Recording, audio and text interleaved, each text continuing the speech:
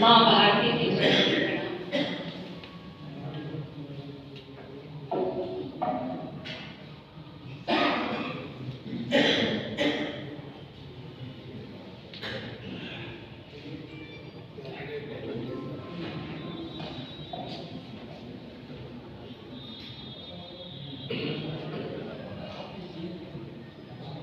आदरणीय मंच और यहाँ उपस्थित सभी गुरुजनों को मेरा प्रणाम।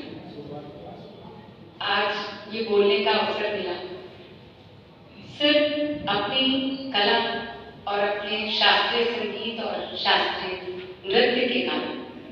गुरुदेव आदरणीय राजकुमार जी जबड़ा के निर्देशन में अपना नृत्य मैंने सीखा और जिस तरह से वो मुझे मिला, मैंने विशुद्ध भावना के साथ इस शहर में बच्चों तक को पहुंचाने की कोशिश की, क्योंकि यहाँ अभी तक सिर्फ एक ही बालक है जो मुझसे नृत्य सीखा है, बाकी सभी बालिकाएं ही आती हैं। जयपुर में ये प्रचलन है कि वहाँ बालिकाओं से ज्यादा बच्चे सीखते हैं और हमारे जो गुरुजन रहे हैं वो कथक परिवारों से हुए हैं। तो कथक एक बहुत ही सुंदर शास्त्रीय विधा है। कथा कहे सो कथक कहे। हमारे मंदिरों में अपने इष्ट की आराधना करने के लिए कथाएं होती हैं और मेरे गुरुजन, उनके परिवार उन्हीं पीढ़ी से है जो अपना नृत्य वहाँ भगवान को समर्पित करते हैं। धीरे धीरे ये प्रचलन होने लगा, कथक नृत्य राज दरबारों में आने लगा और जब मुगल आए तो ये बहुत ही पतन की ओर बढ़ गया। लेकिन शायद गुरु शिष्य परंपरा की इस विधा में वो शक्ति थी कि कितने आक्रांताओं ने इसे नष्ट करने की कोशिश की, लेकिन आज भीलवाड़ा शहर तक में ये अगर कर रहा है अपना काम और संस्कृति और संस्कारों को बचा रहा है, तो ये इस शास्त्रीय विधा की अपनी शक्ति है जो आज तक बालिकाएं इससे संस्कार ले रही। गुरु शिष्य परंपरा एक महान परंपरा है जो भारतीय संस्कृति में हमेशा से रही है और मैं जितना मेरा ज्ञान है मैं समझती हूँ कि अभी शायद किसी भी कला में वो परंपरा नहीं बची है, लेकिन शास्त्रीय संगीत में वो परंपरा बची है। हमने अपने गुरुजनों को, अपने माता पिता और ईश्वर से बड़ा स्थान दिया और उसी चीज को मैं आने वाली पीढ़ी को दे रही हूँ और मैं उसका वापस मुझे फल भी मिल रहा है। आज इस मंच पे मुझे बिठाया गया तो संस्कारों की वजह से मैं अपनी बालिकाओं को ये बात हमेशा समझाती हूँ कि पुरुष और स्त्री हम बहुत नारी वो है जिसे ब्रह्मा ने अपने समकक्ष स्थान दिया है। ब्रह्मा सृजन करते हैं या नारी सृजन करती है। हम मातृत्व से सुशोभित हैं, हमें वो आशीर्वाद है ब्रह्मा का, हम उसमें शर्म क्यों करते हैं? हम पुरुष के साथ घोड़ा घोड़ क्यों करते हैं? आप भावना प्रधान हैं, अपनी भावनाओं से ऐसे संस्कार आप अपनी बच्चियों को दीजिए कि वो एक परिवार के नहीं 2 परिवारों को अच्छा बनाती है। इन 5 साल 10 सालों में कई बच्चियां मेरे पास आई, मैं उन्हें संस्कारवान करने की कोशिश करती हूँ इस कथक के माध्यम से। कथक एक बहुत ही क्लिष्ट लयकारियों वाला, क्योंकि राजा महाराजाओं के गुणगान में भी वो हुआ है, तो जयपुर कथक घराने का जो कथक है वो वीर गाथाओं पे आधारित होता है। क्योंकि मेरे परिवार में मेरे पूर्वजों ने बंगाल की त्रासदी को झेला, बंगाली परिवार से, और चित्तौड़ में मेरा जन्म हुआ, तो ये दोनों चीजें मुझे मिली। और वीर गाथा कथक जो कन्हैयालाल सेठिया जी ने कविता लिखी थी, पातल और पीतल, मैंने उसको प्रथम बार लंगा मांगणियार के साथ कथक में प्रयोग किया।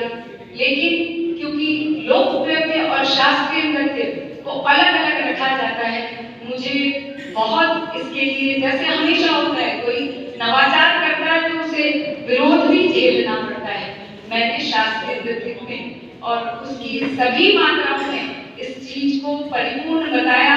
वे लोग गुरुजन संतुष्ट हुए और मेरे गीत गाथा कथक को अंतर्राष्ट्रीय स्तर पर वर्ल्ड पीस समिट 2007 में माननीय संयुक्त राष्ट्र संघ के 19 राष्ट्राध्यक्षों की एक असेंबली थी, वहां पर क्रोएशिया के राष्ट्रपति स्टीफन मैजिक के सम्मुख मुझे भारत की इस संस्कृति को वहां प्रस्तुत करने का अवसर प्रदान किया। ये मेरे गुरुजन, मेरे माता पिता, उन्हीं का ये आशीर्वाद था। आप आज भी इस शहर में, अगर मैं कथक का एक छोटा सा केंद्र, कुछ 100 बच्चियां मेरे पास है, मैं उसे चलाती हूँ, तो मेरे पास कोई तबला वादक नहीं है, लेकिन क्योंकि गुरुजी का आशीर्वाद था, आज भी गुरुजी के बड़े पुत्र यहाँ आते हैं महीने में, 2 महीने में, जैसे भी हम समय ले पाते हैं हम उसको करते हैं। और जो कुछ चीजें मैं उन्हें सिखाती हूँ वो उसे तबले पर आकर व्यवस्थित रूप से हम इसको कर पा रहे हैं। तो कथक सिर्फ ये नहीं सिखाता है जीवन में कि आप नाचे और नाच गाकर चले गए। कथक से हम सबसे पहले जब हम इसकी प्रस्तुति करते हैं तो हम भूमि प्रणाम करते हैं, 4 दिशाओं के देवताओं को हम प्रणाम करते हैं। जब हम इसका खत्म करते हैं इसको, तो भी हम भूमि को प्रणाम करते हैं, इसे आज्ञा लेते हैं और फिर इसे प्रणाम करके हम कहते हैं कि हमने पदाला को दिन वाला जो कष्ट तुम्हें पहुंचाया है उसके लिए हम क्षमा करें। हम पाँव में घुंघरू बांधते हैं, लेकिन उस घुंघरू की हम पूजा करते हैं। और जब ये गुरु घुंघरू पूजन के द्वारा, गद्दा बंधन के द्वारा शिष्य को देता है, तो ये बात उन्हें समझा दी जाती है कि ये जो घुंघरू की पूजा होती है ये पूजनीय हो गए हैं, ये ऐसे किसी स्थान पर नहीं जाएंगे जहां पूजन सामग्री या हमारे आराध्य नहीं। तो पाँव में बंधने वाली वो चीज भी शिरोधार्य हो सकती है, ये हमें हमारे शास्त्रीय नृत्य सिखाती है। हम ताल लय में चलते हैं, जीवन को ताल लय ही जीवन है, ये मेरे गुरुजी कहते थे। जब बहुत सारे बच्चे एक साथ नृत्य करते हैं और एक आवर्तन के बाद उन्हें समय पर पहुंचना पड़ता है, जिसे सम कहते हैं, वो जीवन का सामंजस्य है। 10 बच्चे पहुंच जाते हैं, एक नहीं पहुंच पाता है, तो उसे समझ में आता है कि समय की क्या महत्व है, क्या समय महत्व रखता है। तो हम मोबाइल में घंटों निकाल देते हैं, हमें पता भी नहीं चलता कि कैसे समय निकलते। मोबाइल आज की दिनचर्या में एक बहुत अच्छा साधन है, उसका उपयोग अगर हम बहुत अच्छे से करते हैं तो। साइंस का अगर दुरुपयोग होता है तो हमने बहुत सारे परिणाम देखे हैं।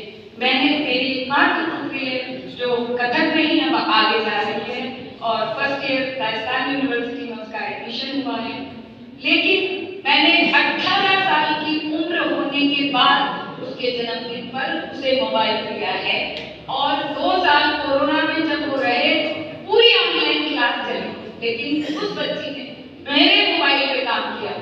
आपको माताओं का ये दायित्व बनता है कि आपकी बच्ची, आपका बच्चा क्या कर रहा है, आप उस पे नजर रखिए।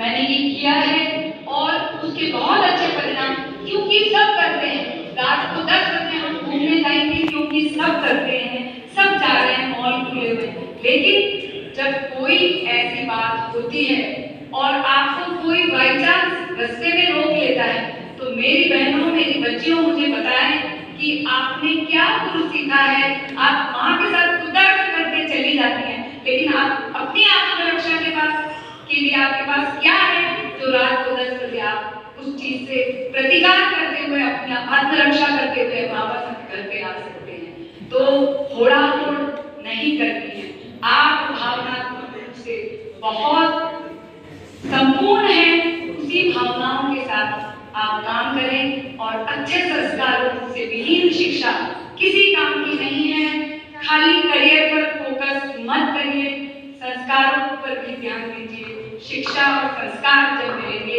तो भव्य और दिव्य वातावरण पैदा होगा। अपने गुरुदेव को आप सभी को प्रणाम करते हुए आज जय